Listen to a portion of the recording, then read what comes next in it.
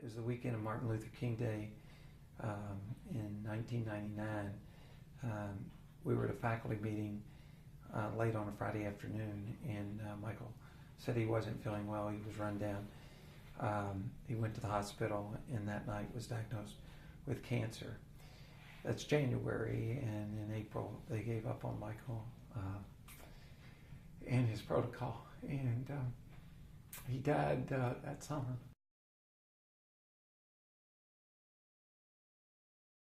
My wife, one afternoon, I got home late, probably around 7 o'clock, and she had just gotten a call from Dr. Jeff Cowan, dermatology at the University of Louisville, and the spot that he had removed on her leg was cancer. But I called Dr. Don Miller about 7:05, and the next morning Jane had outpatient surgery to remove the cancer, and so she sees Dr. Cowan very regularly now and has had no problems.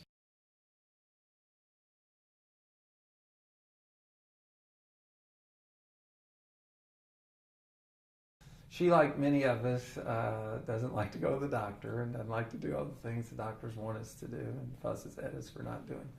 So she had gone through a colon screening program. And so for that reason, her colon was very advanced. Colon cancer was very advanced.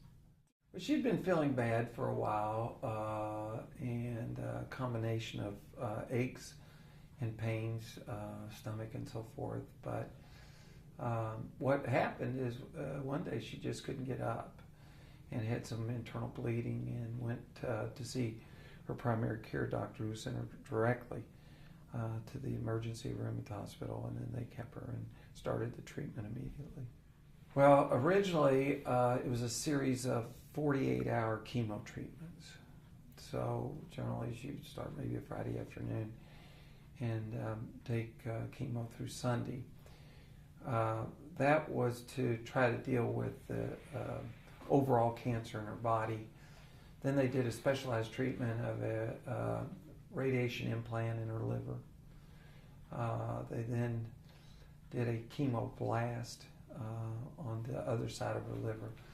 Went back to the 48-hour chemo treatments. As a side effect, her immune system has been so low that she's had a number of infections and had to go back into the hospital.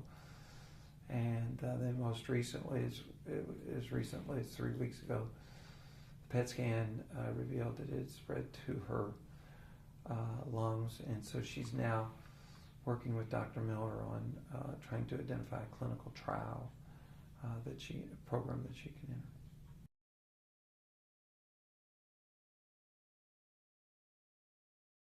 enter. It's been devastating.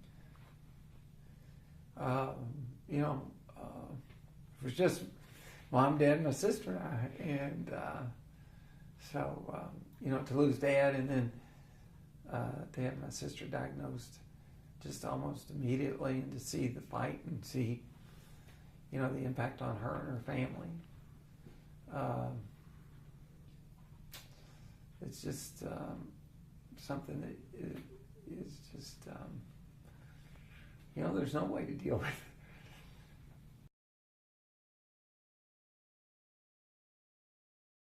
If people will just get the screenings, it makes all the difference in the world. And we have some of the lowest screening rates. We've looked at the demographics of the West End and Southwest Louisville. And so much of the cancer, the colon cancer, could be avoided if people just, I know it's the stuff you drink's horrible, and it's not the most pleasant experience.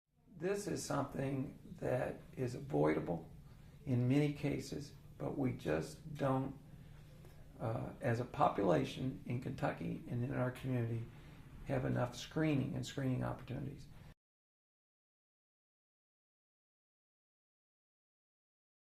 Colon cancer, by and large, the screenings can tell you so much, and if you deal with it quickly and early enough, you can go on and have a wonderful life.